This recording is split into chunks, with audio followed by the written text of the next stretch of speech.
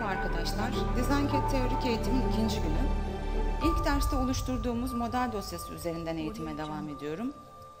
Model dosyamı seçip kalıp tasarım butonuna tıklayarak direkt model dosyamın içerisine giriş yapıyorum. Bugünkü eğitimimize parça ikonlarını anlatarak başlayacağım. İlk ikonum dikdörtgen. Bunu birinci gün eğitimden hatırlarsınız ama yine de bir üzerinden geçmek istiyorum. Dikdörtgen ikonumu seçip mouse'umun ucu ekrandayken mouse'un sol tuşuna basılı tutarak sürükleyip bırakıyorum. Açılan pencerede boy ölçüsüne kalıbımın en uzun ölçüsünü, en ölçüsüne de kalıbımın en geniş ölçüsünü girip işlemi tamam butonuyla onaylıyorum. Gördüğünüz gibi dikdörtgenim oluştu. İstersem ölçü göster ikonuna tıklayarak dikdörtgenimin ölçülerini kontrol edebilir ve ölçüler açık bir şekilde kalıbımı şekillendirmeye devam edebilirim. İkinci ikonum serbest. Serbest çizim ikonuyla ekranda sıfırdan bir parça oluşturabilir ya da var olan bir kalıp üzerinde yeni bir parça çıkartabilirim. İlk önce sıfırdan parça oluşturma özelliğini görelim. İkonu seçtiğim zaman bana çizimimi saat yönünde yapmam gerektiğini belirten bir uyarı çıkıyor. Uyarıyı okeyliyorum. Çizim yaparken mouse'umun sol tuşu köşe noktası, sağ tuşu da kavis noktası atar. Kalıbımın şekline göre bu şekilde noktalarımı atarak çizimimi sürdürüyorum. Yatayda çizgimi düz olarak getirmek için yatayın Y'si yani klavyeden Y tuşuna basarak çizgimi istediğim ölçüde düz olarak ilerletiyorum. Çizgimi sabitlemek istediğim yerde yine mouse'un sol tuşuyla köşe noktamı atıyorum. Ve kavisli geleceğim yerde yine sağ tuşa tıklayarak kavisimi veriyorum. Bitireceğim yerde istersem sol tuşa bir kere tıklayarak enter'layabilirim ya da sol tuşa çift tıklayarak kalıbımı kapatabilirim. Sonrasında oluşturduğum kalıp üzerinden yine ikonlarımı kullanarak kalıbımı düzeltip kullanabilirim. Bu birinci özelliğiydi. Var olan bir kalıp üzerinden nasıl parça çıkartırım? Bir de onu göstereyim. Kalıbımı ekrana aldım. Aynı şekilde ikonumu seçtim. Tekrar beni uyardı saat yönünde yapmam gerektiğine dair. Okeyleyerek uyarımı geçiyorum.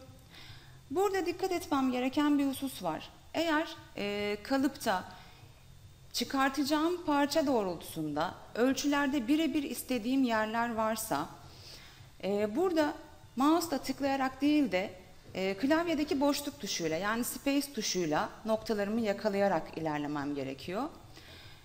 Burada mouse'u sadece noktalarımı seçili hale getirmek için kullanıyorum.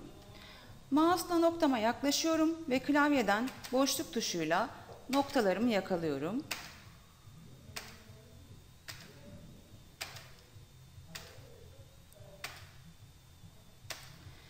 İstediğim yere kadar bu şekilde devam edip istediğim yerden sonra da yine mouse'la tıklayarak kalıbımı çizmeye devam edebiliyorum.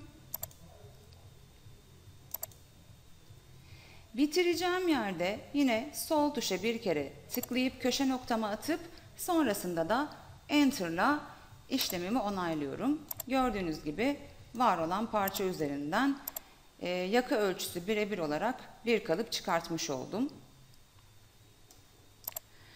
Aynı zamanda kalıbımın bütün çevresini gezerek kendime yeni bir parça da çıkartabilirim. Tekrar ikonumu seçip uyarıyı okeyliyorum. Direkt kalıbımın birebir bir yeni kopyasını çıkartmak istediğim için bütün noktaları boşluk tuşuyla yakalıyorum.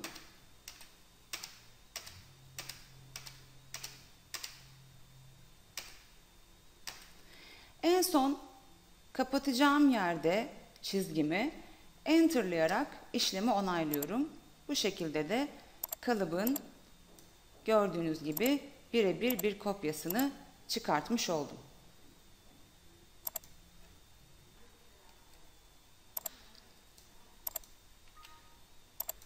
Bir sonraki ikonum daire. Daire bir kalıba ihtiyacınız olduğunda kullanacağınız bir ikon. İkonu seçip aynı şekilde dikdörtgeni oluşturur gibi mouse'un sol tuşuna basılı tutarak sürükleyip bırakıyoruz. Yalnızca daire bir kalıp istediğimiz için farklı olarak yarıçap ölçüsü girmemiz gerekiyor. Bunu da kalıbımızın çevre ölçüsü bölü pi sayısı olarak bulabilir. Yani çevre ölçüsü bölü 3.14 olarak bulabilir. Ve istediğimiz yarıçapı buraya girerek kalıbımızı oluşturabiliriz.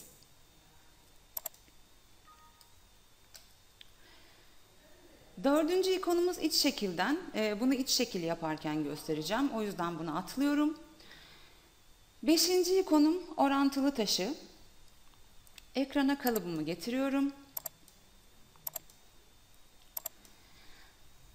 Diyelim ki ben kalıbımın omuzunu 1 santim açmak istiyorum. 1 santim genişleteceğim. Ama genişletirken de aynı zamanda kol evimde herhangi bir sıkıntı oluşmasın. Buradan 1 santim açtığımda orantılı bir şekilde kol evimde taşınsın istiyorum. İşlemi nasıl uygulayacağım? İkonu seçtikten sonra birinci olarak belirlemem gereken kalıbımın oynatacağım noktası. Benim burada oynatacağım nokta omuz noktası. Omuz noktasını belirledikten sonra burada 2 sınır noktası seçmem gerekiyor. Yani oynatacağım noktanın saat yönünde sabit kalacak bir önceki noktasını belirliyorum. Sonra oynatacağım noktanın saat yönünde sabit kalacak bir sonraki noktasını belirliyorum. Üçüncü olarak da oynatacağım noktayı seçip 1 santim bir genişleme istediğim için de yön tuşuyla kalıbımı taşıyarak gördüğünüz gibi omuzumu genişletiyorum. Ve aynı zamanda da tek tek noktaları taşımakla uğraşmadan kol evimin formunu da vermiş oluyorum. İşlemi gerçekleştirdikten sonra sağ klikle ya da enter'la işlemi onaylıyorum. Aynı şekilde kalıbımın kol evinde diyelim ki bir oyma istiyorum. İşte yarım santim ya da 1 santim kalıbımın kol evine oyacağım. Aynı şekilde kalıbımın başlangıç noktası, bitiş noktası ve en son taşımak istediğim nokta. Aynı şekilde 1 santim gördüğünüz gibi kol evimi oymuş oldum. Başka bir düzeltmeye gerek kalmadan orantılı bir şekilde kol evim taşındı ve işlemi enter ya da sağ klikle aynı şekilde onaylıyorum. Bu şekilde orantılı bir şekilde taşımanızı sağlayacak bir ikon orantılı taşı.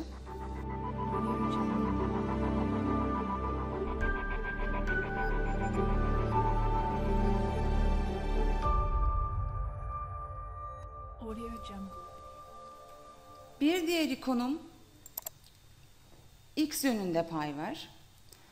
Bu da kalıbımda paralel bir şekilde X yönü yani kalıbımın boyu olduğu için boy kısmında uzaltma ya da kısaltma yapmamı sağlayan bir ikon.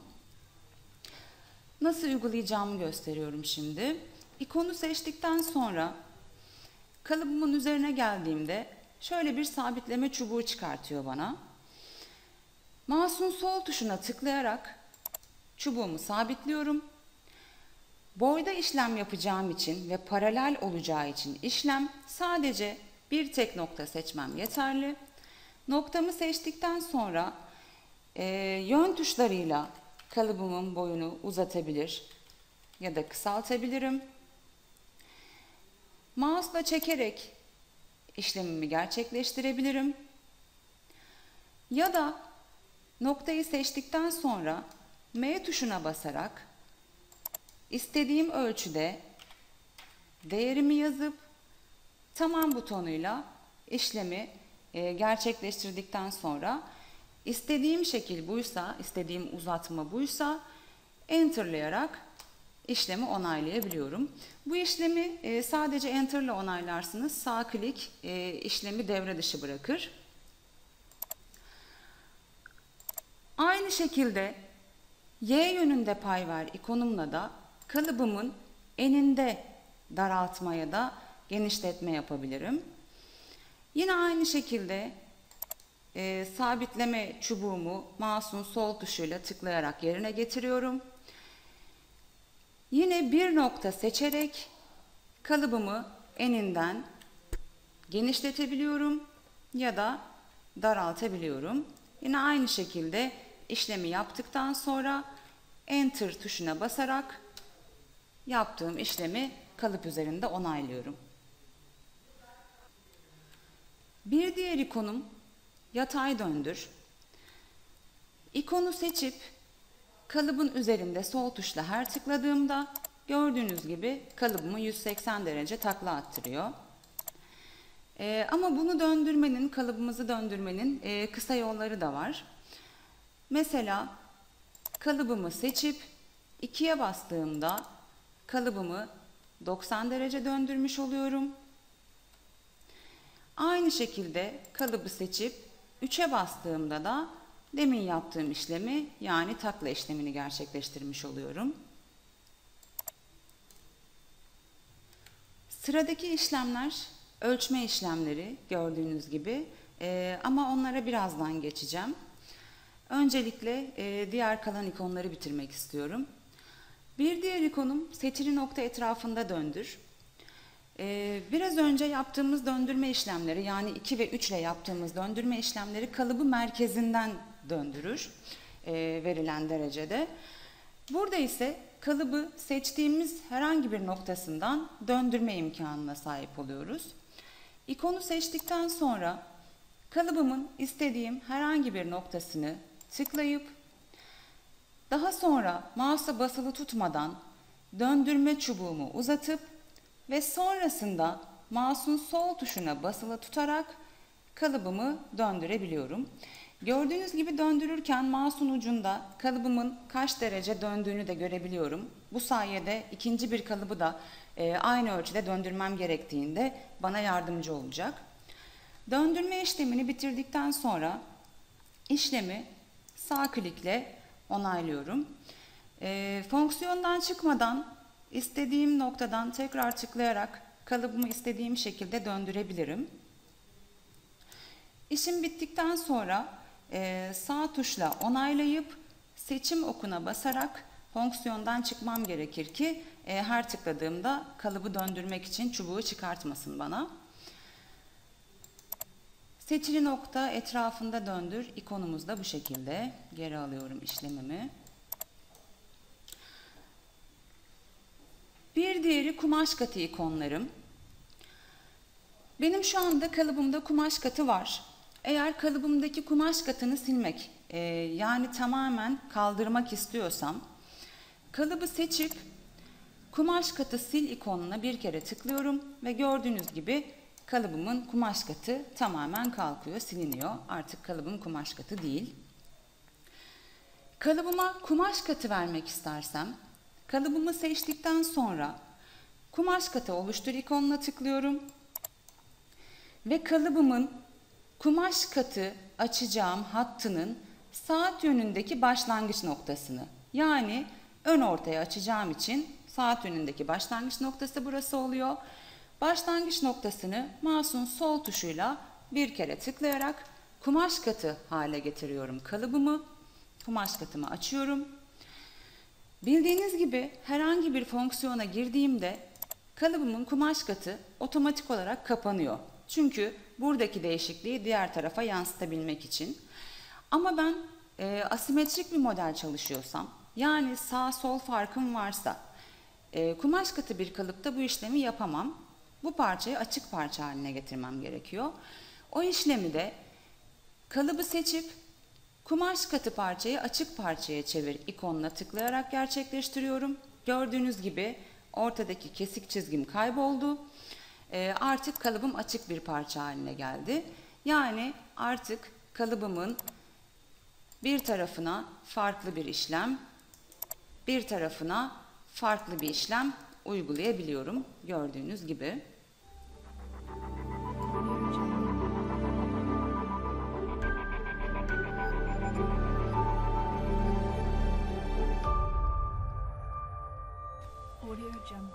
Ölçme işlemlerine geçmeden önce çoklu ölçümleri gösterebilmek için bir kol kalıbına ihtiyacım var. Bunu da farklı bir model dosyasından alacağım. Hem de size farklı bir modelden nasıl parça çağıracağınızı gösterebilmek için. Kalıbımı kaldırıyorum ekrandan. Dosya menüsüne geliyorum. Al, parça diyorum. Kütüphanem açılıyor. Kütüphaneme çift tıkladığımda klasörlerimi görüyorum. İstediğim dosya hangi klasörün içindeyse klasörümü tıklıyorum. Bayan tişört model dosyamın içinden çağıracağım kolumu.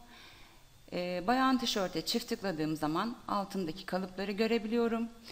Kol kalıbını istediğim için kol kalıbının üzerine bir kere tıklıyorum. Gördüğünüz gibi resmini de görebiliyorum burada. Tamam diyerek işlemi onaylıyorum. Burada bana alınacak beden seçimi yaptırıyor.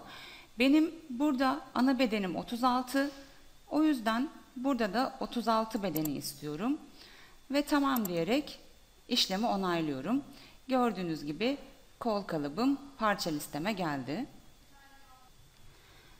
Dosya al kısmından bahsetmişken bir de silinmiş bir parçayı nasıl geri alırsınız onu göstermek istiyorum.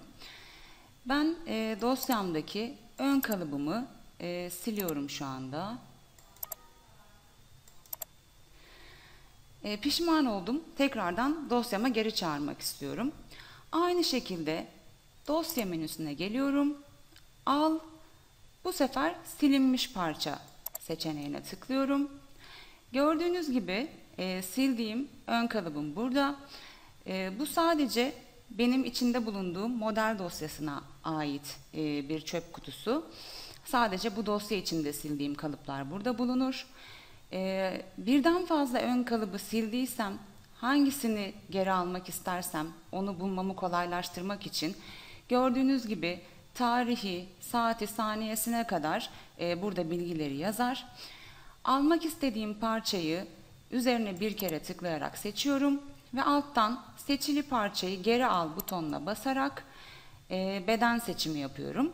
Ana bedeni istediğim için ana bedeni işaretleyip tamam diyerek işlemi onaylıyorum ve görmüş olduğunuz gibi ön kalıbım ekrana geliyor.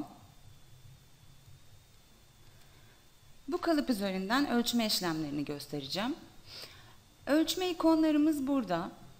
Gördüğünüz gibi dikişin dikey ölçüsü, dikişin kavisli ölçüsü, dikey ölçü ve kavisli ölçü. İlk iki ölçü ikonum kalıbın içinde bulunan dikiş payından ölçüm yapmamı sağlar. Yani öncelikle kalıbın içine dikiş payı vermeliyim. Kalıbı dikiş paysız hale getirir gibi. Sonrasında da vermiş olduğum dikiş payından kalıbı onaylamadan ölçümlerimi yapabiliyorum. Diğer iki ikonumda kalıbın hattından yani dikiş paylı olarak ölçüm yapmamı sağlar. Öncelikle kalıbın hattından nasıl ölçüm yaparım onu göstermek istiyorum size. Diyelim ki kalıbımın göğüs ölçüsünü ölçmek istiyorum. Bunun için karşılıklı bir ölçüm alacağımdan ötürü dikey ölçüyü alıyorum. Gördüğünüz gibi ölçümlerde kalıbımın kumaş katı kapanmıyor benim rahat ölçü alabilmem için. Ölçüm yaparken bir başlangıç noktasını bir de bitiş noktasını tıklamam yeterli. Ölçü tablom açılıyor. Gördüğünüz gibi A tablosu, B tablosu ve toplama çıkartma matematiksel işlemleri yapabileceğim, hesap makinesi gibi kullanabileceğim bir C sonuç tablomuz var. Burada ölçüyü hangi alana göndermek istediğimi soruyor. A tablosunu seçiyorum ve gördüğünüz gibi bu şekilde ölçülerim A tablosuna geliyor. Kalıbımızda seri olmadığı için şu anda bütün bedenlerimin ölçüsü aynı. Mavi olarak gösterdiği ana bedenimin ölçüsü yani 36 bedenimin. Kalıbımın ismi gördüğünüz gibi gönderdiğim tabloda yazıyor. Hangi kalıbı ölçtüğümü görebilmem için. Kalıbı ölçtüğüm zaman gelecek olan değer her zaman uzaklık tablosundadır. X ve Y değerleri dik açıları gösterir. Bunu da birazdan anlatacağım size. Kalıbımın göğüs ölçüsü 54 santimmiş. Bunu görmüş oldum şu anda. Tablomu kapatıyorum. Kavisli bir ölçüm alacağım için kavisli ölçü ikonunu tıklıyorum. Diyelim ki kalıbımın kol evini ölçeceğim. Saat yönünde başlangıç ve bitiş noktasını seçtikten sonra ölçünün gönderileceği alanı seçiyorum. Gördüğünüz gibi uzaklıkta kalıbımın kol evi ölçüleri geldi. Ana bedenim mavi olarak gösterilen yerde, yani 26.36 benim kalıbımın kol evi ölçüsü. Aynı şekilde yarımda yakamı ölçüyorum. Onu da B'ye gönderiyorum. Yakamın da kavisli ölçüsü 12.86'ymış. Dik açılarımız var demiştik X ve Y yönünde. Onlardan da şu şekilde yararlanabiliyoruz. Ben yakamı ne kadar düştüğümü ve ne kadar açtığımı unuttuysam, eğer görmek istiyorsam, ölçüm yaptığımda X yönü kalıbın yatayı olduğu için X yönünde yakamı ne kadar düştüğümü, Y yönü de kalıbın dikeyi olduğu için Y yönünde de ne kadar yakamı açtığımı görebiliyorum bu şekilde gördüğünüz gibi. Çoklu ölçümlerde ise hesap makinesi gibi kullanacağımızı söylemiştik ölçü tablomuzu.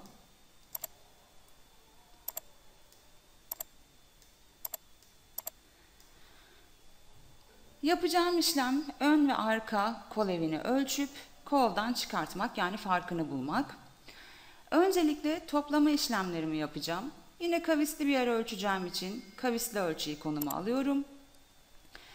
Ön kol evini ölçüyorum. A tablosuna gönderiyorum. Arka kol evini ölçüyorum.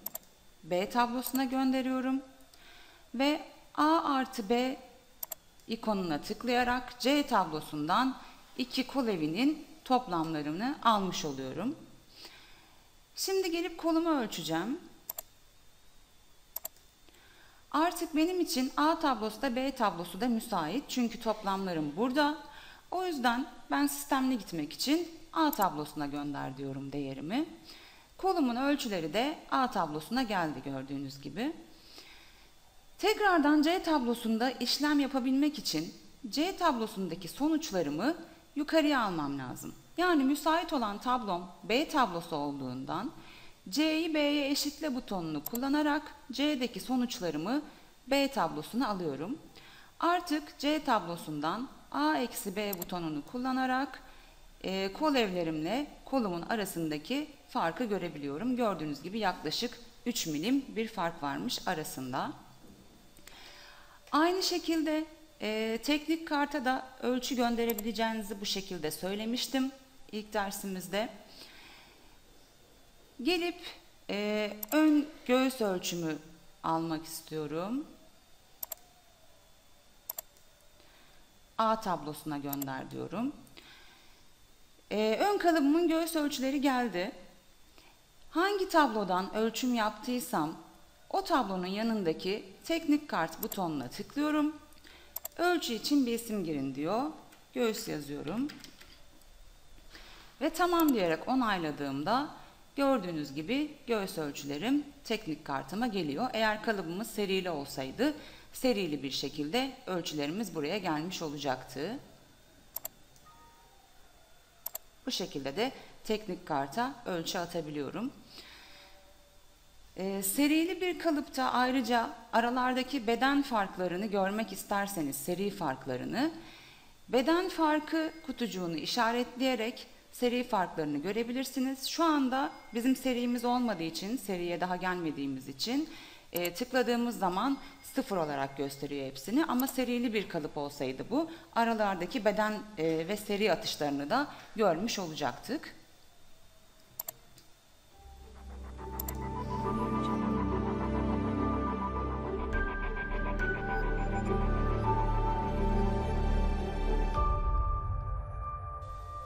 Dikişten yapılan ölçümlerde de yine işlemler aynı. Sadece kalıba içe dikiş payı vermek gerekiyor. Kalıplarımın hepsini kaldırıyorum. Tümünü kaldır diyerek. Ön kalıbımı alıyorum. Benim ön kalıbıma verdiğim dikiş payı yanlarda 1 santim, etek ucunda da 2,5 santimdi. Şimdi aynı şekilde dikiş ekle diyerek buradan buraya başlangıç ve bitiş noktasını tıklıyorum. İçte göstereceğim için artık dikiş paysız gibi görmek istediğim için değerin başına eksi girerek -1 yazarak kalıbıma dikiş payı atıyorum. Buradan buraya -2,5. Kalıbımı bu şekilde gördüğünüz gibi şu kesik çizgileri dikiş paysız hali oluyor. Şimdi dikiş paysız gibi yani dikilmiş gibi kalıbımı ölçmek istersem eğer de dikişin dikey ölçüsü ve dikişin kavisli ölçüsünü kullanıyorum.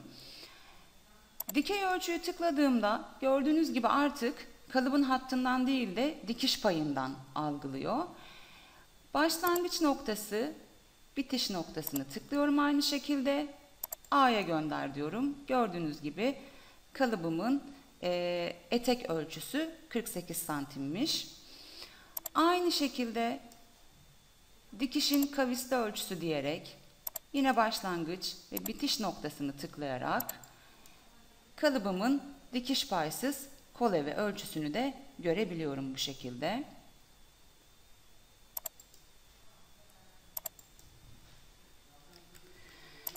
Parça ikonlarım bitti. Çıt ikonlarından devam edeceğim dersimize. Programda kolaylıkla istediğiniz noktaya çıt ekleyebiliyorsunuz. Nokta rengi fark etmiyor, kırmızı ya da yeşil nokta olması. Sadece kalıbın üzerinde nokta olması yeterli. Noktaya çıt ekle ikonuyla istediğim noktalara tıklayarak bir kere sol tuşla gördüğünüz gibi çıtlarımı atabiliyorum bu şekilde. Eğer noktam yoksa da noktalarda ölçülü nokta ikonumuz vardı biliyorsunuz. Ölçülü noktayı kullanarak diyelim ki etek ucundan 5 santime bir çıt atacağım. Ölçülü noktayla başlangıç noktamı seçiyorum. Saat yönünün tersine olduğu için -5 olarak yazıyorum değerimi. Tamam dediğimde noktam geliyor. Sonra gelip noktaya çıt ekle fonksiyonumla çıtımı atabiliyorum bu şekilde. Eğer atmış olduğum çıtları silmek istersem noktadaki çıtı sil fonksiyonum eksi işaretli. İkonu seçip çıtların üzerine birer kere sol tuşla tıkladığımda bu şekilde gördüğünüz gibi kolaylıkla çıtlarımı silebiliyorum. Çıt uzunluğu fonksiyonum da çalışırken, model çalışırken rahat olarak çıtları görebilmeniz ya da çıtın boyunu uzatıp kısaltabilmeniz için gerekli olan kullandığımız bir ikon. Çıt uzunluğunu değiştir dediğimizde tablomuz açılıyor. Buradan oklar yardımıyla çıtın boyunu uzatabiliyorum. Diyelim ki 2 santime getirdim ya da aynı şekilde normalde 10 milimdir yani 1 santimdir uzunluğum. 5 yaparak bunu yarım santime gördüğünüz gibi çekebiliyorum.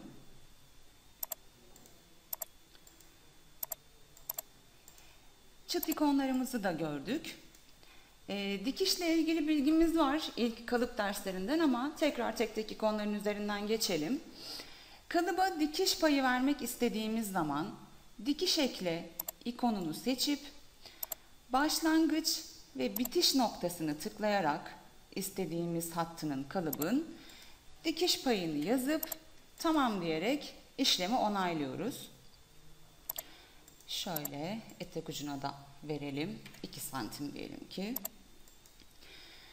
Seçime bastığım zaman şu şekilde kumaş katı açık halinde görebiliyorum. Şu an dikiş payını verdim ama gördüğünüz gibi kalıbın hattında onaylamadığım için hala benim kalıbımın hattı bu kırmızı olan çizgi. Dikiş paylı hale gelmedi kalıbım. Dikiş paylı hale gelmesi için 3. ikonum OK yazıyor üstünde dikiş onayla. dikiş onayla diyerek dikiş payının üzerine gelip, gördüğünüz gibi sadece dikiş payının üzerine geldiğiniz zaman aktif oluyor. Bir kere sol tuşla tıklayarak dikiş payını onaylamanız gerekiyor bu şekilde. Ben dikiş payını verdim. Kalıbı dikiş paysız hale getirmek istersem de aynı şekilde dikiş ekle diyerek verdiğim şekilde başlangıç ve bitiş noktalarını seçip bu sefer verdiğim değeri eksi olarak yazıyorum. Eksi 1. Tekrar başlangıç bitiş. Eksi 2. Dikiş paysız hale getirmek istediğim için artık bunu yine onaylamam gerekiyor. Dikiş onayla deyip dikiş payının üzerine tıkladığım zaman da kalıbım dikiş paysız haline gelmiş oluyor. Eğer verdiğim dikiş payını noktalar arası değil de kalıbın tüm çevresine vermek istiyorsam da dikiş ekle dedikten sonra, evet, binen noktalarımız bulundu bu arada. Bu da güzel oldu görebilmeniz için. Çünkü normalde bu görebileceğiniz, daha doğrusu oluşturabileceğiniz bir hata değil. Dikiş eklediğiniz zaman, böyle dikiş payını çıkarttığınız zaman yakın noktalar varsa, özellikle dikiş payı çıkarttığınızda birbirine daha yakın hale geliyor. Mikron derecesinde yaklaşıyor ve bu da programda binen nokta oluşturuyor. Bu da kalıbınızda hata demektir. Yani dikiş payı vereceğiniz zaman özellikle bu şekilde sizi uyarır. Onun haricinde pastal atarken süper pastalda hata oluştu diye çıkar. Kalıpta herhangi bir işlem yaparken doğru yaptığınıza emin olduğunuz halde işleminiz gerçekleşmez. Bu durumda binen noktaları kontrol etmeniz gerekir. Bu da nasıl olur? Uyarınız çıktı, siz okeylediniz. Gördüğünüz gibi şu şekilde binen nokta olan yeri halka içinde size gösteriyor. Yanlışlıkla tıkladınız ve halka gitti. Nokta menüsünden binen noktaları kontrol et diyerek tekrar binen nokta olan yeri görebilirsiniz. Bu nedir? Dediğim gibi iki noktanın birbirine mikron derecesinde yaklaşmış halidir. Nokta sil ikonunu alıp halka içindeki noktayı sol tuşla seçip sağ tuşla onaylayarak temizlemeniz gerekir. Böylece binen noktadan kurtulmuş olursunuz. Tekrar kontrol et dediğinizde de halka çıkmazsa eğer binen noktalarınız temizlenmiş demektir. Bu işlemi yaptıktan sonra mutlaka kalıbı kaydetmeniz gerekir ki herhangi bir işlem yaptığımızda geri al fonksiyonunu kullandığımızda tekrar o binen noktalar bize geri gelmesin. Şimdi dikiş ekleme işlemine geri dönebiliriz. Dikiş ekle ikonunu tıklıyorum. Her tarafına aynı dikiş payını vermek istediğim için kalıbın köşe noktasından mouse'un sol tuşuyla çift tıklıyorum bu sefer. Dikiş payını yazıyorum ve tamam dediğimde gördüğünüz gibi kalıbın her tarafına 1 santim dikiş payını vermiş oluyorum. Bu şekilde regol olacak kalıplarda da bunu rahatlıkla kullanabilirsiniz. Tabii ki onaylamak şartıyla eğer kalıbı büyütecekseniz.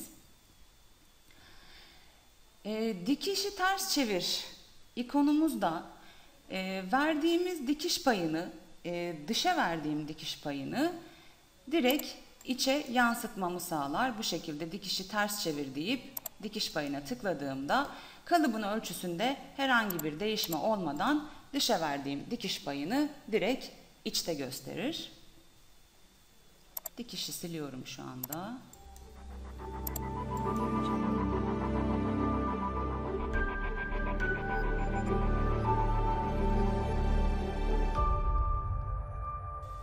Sıradaki fonksiyonumuz düz ip.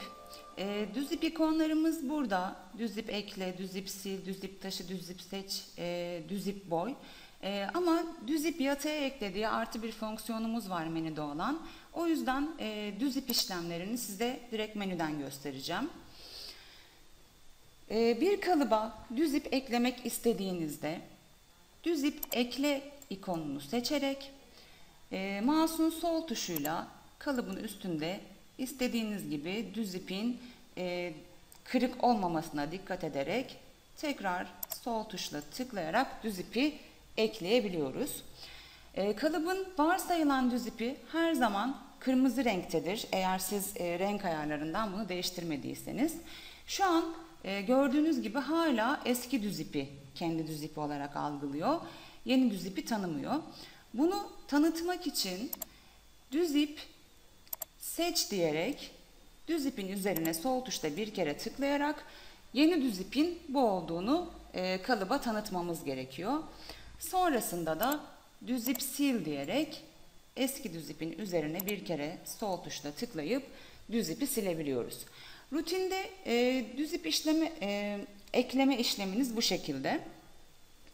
Yalnız ön orta, arka orta düz ip olan kalıplarda ya da kumaş katı olan kalıplarda ortada kırıklığınız oluştuğu zaman ya da dijitten düz ip almadan kalıpları dizayn kete attığınızda kalıpları hem ölçü kayması olmadan düzeltmek hem de düz ipine ekleyebilmek için farklı bir yol izliyoruz. O da şöyle. Düz ip ekle ikonumu seçiyorum. Noktaya yaklaşıyorum. Daha önce serbestte de kullandığımız bir özelliğimiz vardı, boşluk tuşu. Yine aynı şekilde noktayı merkezinden yakalamak için noktaya yaklaşıyorum. Boşluk tuşuna basıyorum. Diğer noktaya yaklaşıyorum. Tekrar boşluk tuşuyla işlemi onaylıyorum. Bu şekilde düz ip aldığım zaman kalıbımdaki eğer ön ortada, arka ortada kırıklık varsa hem onları düzeltme imkanı veriyor bana ölçü kaymadan hem de kalıbıma düz ip eklemiş oluyorum. Hatta geri alıp kalıbı biraz kırıklaştırıp şöyle gösterebilirim size bunu net olarak. Şu an gördüğünüz gibi kalıbımın ön ortası kırık. Yani dijitten alınmış bir kalıp gibi düzgün durmuyor ekranda. Düz ipi olmayan bir kalıp gibi.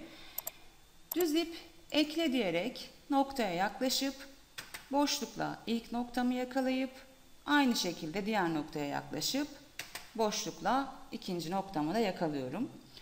Şu an kalıbım düzelmedi çünkü hala bu düz ipi kendi düz ipi olarak görüyor. Geliyorum düz ip seç. Yeni eklediğim düz ipin üzerine sol tuşla bir kere tıklıyorum. Görmüş olduğunuz gibi hem kalıbımda bir ölçü kayması olmadan kalıbımı düzeltmiş oldum. Hem de düz ipimi atmış oldum. Sonra gelip düz ip sil diyorum. Eski düz ipe artık ihtiyacım yok. Eski düz ipimi de sildim. Ama şu an düz ipimin boyu çok uzun. Bu normalde plotter'dan çıkarken kalıbın üzerinde bir çizgi olarak çıktığından buradan kalıp kesilebilir, yarabilirler bu kalıbı. Bir hataya mal vermemek için düz ipi kısaltmam gerekiyor. Onun için de düz ip boy ikonunu seçiyorum. Düz ipin üzerine mouse'un sol tuşuyla bir kere tıklayıp daha sonradan klavyeden yön tuşuyla, sol yön tuşuyla düz ipin boyunu kısaltıyorum. Aynı zamanda çok kısalırsa sağ yön tuşu da uzatır. Şöyle göstereyim. İki taraftan kıskaçlı olarak kısalıyor gördüğünüz gibi. Arada renk farkı oluşuyor. Boyunu kısalttıktan sonra yön tuşlarıyla bu işlemi de Enter ile onaylıyorsunuz. Yine sağ klikle algılamaz bunu. Enter ile onaylamanız gerekiyor. Gördüğünüz gibi düz ipimin boyu kısaldı. Bu düz ipi taşımam gerekiyor. Taşıma sebebim de şu yüzden. Normalde plotter'dan kalıplar yazdırılırken kalıpların bilgisi, ismi, kumaş bilgisi, beden bilgisi düz ip neredeyse orada yazarak çıkar. Eğer kalıbımız kumaş katıysa düz ipin ortada kalmasında hiçbir sakınca yoktur. Hatta kumaş katının olduğu yeri gösterir. Ortada kalması daha iyidir. Ama kalıbım kumaş katı değilse, kumaş katı olmayan bir parçaysa düz ip burada kaldığında parçada bilgiler burada yazıyor. Ama biz bu parçanın kumaş katı olmadığı için pastalda bir de karşılığını istiyoruz. Yani parçanın pastalda şu şekilde dönmüş hali de geliyor bize. O zaman ne oluyor? Diğer parçada burada yazan yazılar karşılığında parça dışına çıkıyor. Yani başka bir parçanın üzerinde yazıyor. Bu da karışıklığa yol açıyor.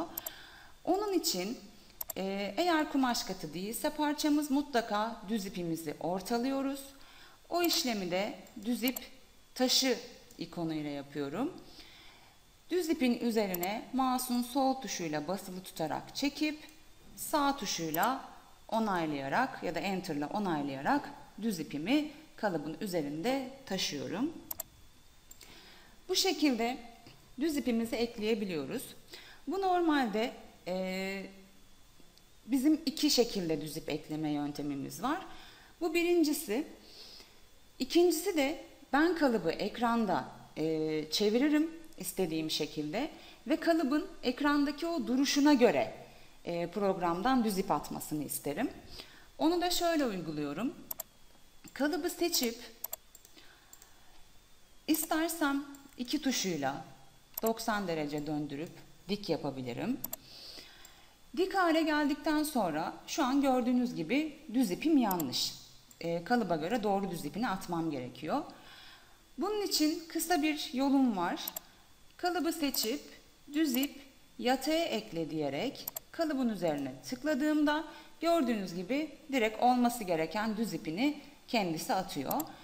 Burada bana sadece düz ip sil diyerek eski düz ipi silmek kalıyor. Ya da ben bu kalıbı verev yapacak olabilirim. Geri alıyorum işlemimi. Parça, döndür, açılı döndür özelliğini kullanarak döndürme açısına 45 derece yazıyorum ve tamamla onaylıyorum. Şimdi kalıbıma her tıkladığımda sol tuşla gördüğünüz gibi 45 derece dönüyor kalıbım. Olması gereken haline geldiği zaman seçim okuna basarak kalıbımı sabitliyorum. Sonrasında tekrar düz ip yataya ekle diyerek kalıbın üzerine tıkladığımda kalıbın verev düz ipini almış oluyorum. Aynı şekilde eski düz ipimi düz ip sille siliyorum.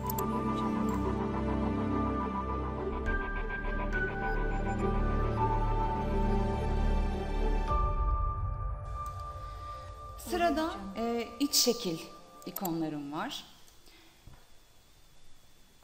İç şekil ikonlarım gördüğünüz gibi burada.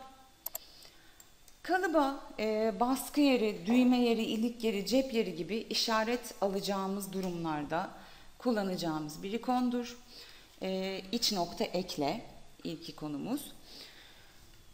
İç nokta ekleyi nasıl kullanıyorum?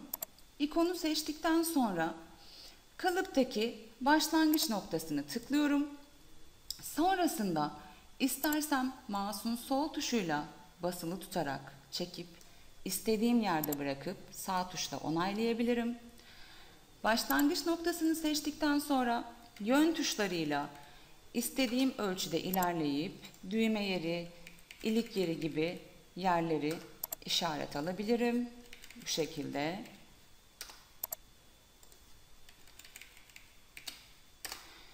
Ya da seçtiğim bir noktadan dik açıda istediğim ölçüde nokta atmasını sağlayabilirim. Klavyeden M kısa yol tuşumuzdu bildiğiniz gibi. Burada X ve Y yönünde bana tablomu açtı. Ben X yönünde istediğim için X yönüne 45 santim yazıyorum. Ve tamam dediğimde gördüğünüz gibi başlangıç noktasından 45 santime bana dik açıda bir nokta atmış oluyor. Bu şekilde istediğim değerlerde iç noktalarımı ekleyebiliyorum. İç noktayı silmek istersem nokta sil ikonunu kullanarak temizleyebilirim. Yine solla seçip sağla onaylayarak ya da iç şekil sil ikonunu kullanarak da üzerlerine birer kere tıklayarak iç noktalarımı temizleyebilirim. İç noktaları kullanarak bir cep yeri, fileto yeri çizeceksem eğer ölçülü bir şekilde nasıl yaparım? Önce iç nokta ekle ile kalıbımdan ölçülü bir şekilde işaretimi alıyorum. İşte boyumuz 7 santim olsun. 3 santim olsun. Aynı şekilde 7 santimde aşağıya geliyorum.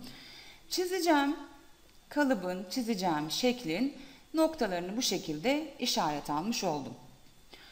Sonrasında hemen yanındaki ikonum iç şekil yap. İç şekil yap diyerek şeklimi çizmeye başlayacağım. Fakat burada yine nokta yakalayacağım için kalıbımda, şeklimde herhangi bir çizerken bozukluk, kırıklık olmasını istemediğim için noktalarımı yine boşlukla yakalamam gerekiyor klavyeden.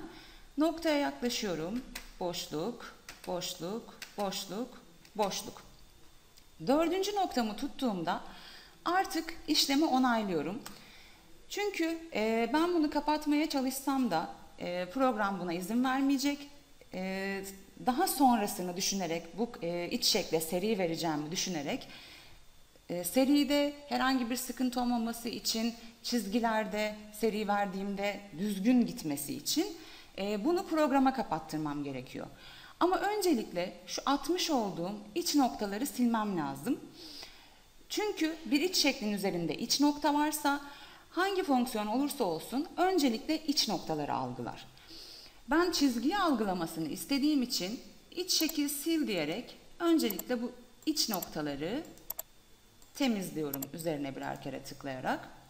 Sonrasında artık iç şeklimi kapatmak istiyorsam iç şekil menüsüne gelip dördüncü fonksiyonum iç şekil kapat diyerek şeklimin köşe noktasından sol tuşla bir kere tıklayarak kapatıyorum. Bu şekilde gördüğünüz gibi iç şeklim düzgün bir şekilde kapandı. Herhangi bir kırıklık yok. Dolayısıyla seriyi aldığı zaman da sıkıntı olmadan bütün bedenlere yansıyacak. Ayrıca parça ikonlarında iç şekil anlatırken döneceğim dediğim dördüncü ikonumuz vardı. Yeni parça oluşturma. İç şekilden yeni bir parça oluşturma ikonu iç şekilden. Bu şekli çizmişken onu da üzerinden göstermek istiyorum. İkonumu nasıl kullanırım? Parça üzerinde bir iç şeklim var. Ben iç şeklimi çizdim. Ve bu iç şekilden kendime bir fileto, bir cep kalıbı çıkartmak istiyorum. Ayrıca o kalıbı oluşturmama gerek yok. İkonumu seçtikten sonra iç şeklimin üzerine bir kere tıklıyorum sol tuşla. Bana bir uyarı geliyor burada. Orijinal iç şekli saklamak istiyor musunuz? Eğer buna evet diye yanıt verirsem gördüğünüz gibi benim kalıbımı çıkartıyor. Artık fileto kalıbım çıktı ve iç şeklimi de parça üzerinde koruyor. Aynı şekilde iç şekilden diyorum ve iç şeklime tıklıyorum. Eğer bu uyarıyı no diyerek yanıtlarsam da yine parçamı alıyorum ama gördüğünüz gibi kalıbın üzerinde iç şeklimi de silmiş oluyor. Yani hem benim parçamı çıkartsın hem de iç şeklim kalıbın üzerinde kalsın dediğiniz durumlarda mutlaka yes diyerek bu işlemi yapmanız gerekiyor. Aynı zamanda da yaptığınız iç şekli taşımak isterseniz kalıp üzerinde. İkonum burada dördüncü ikon iç şekil taşı. İkonumu seçip iç şeklin üzerine tıklayarak yine bütün fonksiyonları kullanabilirim. Yön tuşu ile ilerleyebilirim. Enter ya da sağ klikle onaylıyorum. Sol tuşta basılı tutarak mouse'la çekebilirim.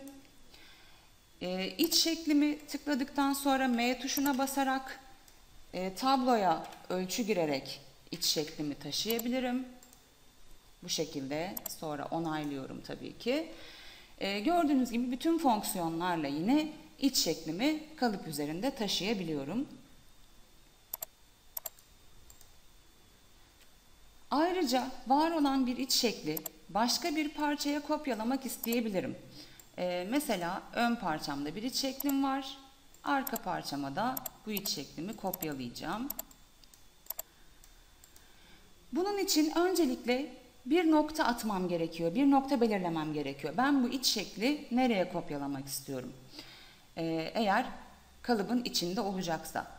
Yine aynı şekilde iç nokta ekle fonksiyonuyla kalıbımın üzerinde bir nokta işaret alıyorum. Sadece bir nokta yeterli bunun için. Sonrasında artık işlemlerimize menüden devam edeceğiz. İç şekil menüsüne gelip iç şekil kopyala fonksiyonumu seçiyorum. Burada dikkat etmeniz gereken iç şekliniz bu noktaya hangi köşeden kopyalansın istiyorsanız, hangi köşeden yapışsın istiyorsanız o köşeyi tıklamanız gerekiyor. Ben bu köşeyi seçiyorum. Sonrasında tekrar geliyorum. İç şekil yapıştır. Bu sefer yapıştıracağım noktayı seçiyorum. Burada bana ayrıca bu noktanın 5 santim aşağısında, 3 santim yukarısında eğer bu iç şekli yapıştırmak istersem diye yine bir ölçü tablosu çıkartıyor. Ama ben zaten işaret almışsam buna ihtiyacım yok. Direkt bu tabloya tamam diyerek iç şeklimi yapıştırıyorum. Ölçü verirsem nasıl olur? Tekrar yapalım işlemi. İç şekil kopyala. Köşeyi seçiyorum. İç şekil yapıştır. Yapışacağı noktayı seçiyorum. Tablom açılıyor. Diyelim ki Y yönünde 4 santim yukarısına, X yönünde de 6 santim aşağısına yapıştırsın.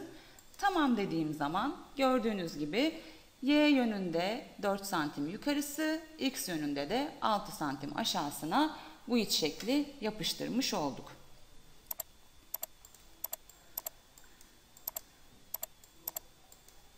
Aynı zamanda biz bir iç şekil yaptık ve ondan bir parça çıkarttık. Elimizde var olan bir parçayı da aynı şekilde kalıp üzerinde iç şekil yapabiliriz. Onu nasıl yapıyorum? Şimdi şunları kaldıracağım.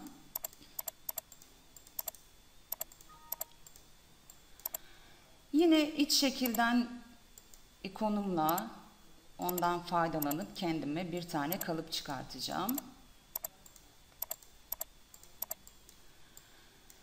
Diyelim ki benim bir kalıbım var bu şekilde ve bu kalıbımı parçamın üzerinde iç şekil haline getirmek istiyorum.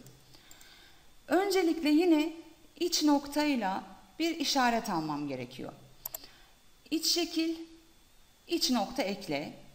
İster menüden ister ikondan bildiğiniz gibi yapabiliyorsunuz bu işlemi. Başlangıç noktamı seçip şu şekilde noktamı işaret alıyorum.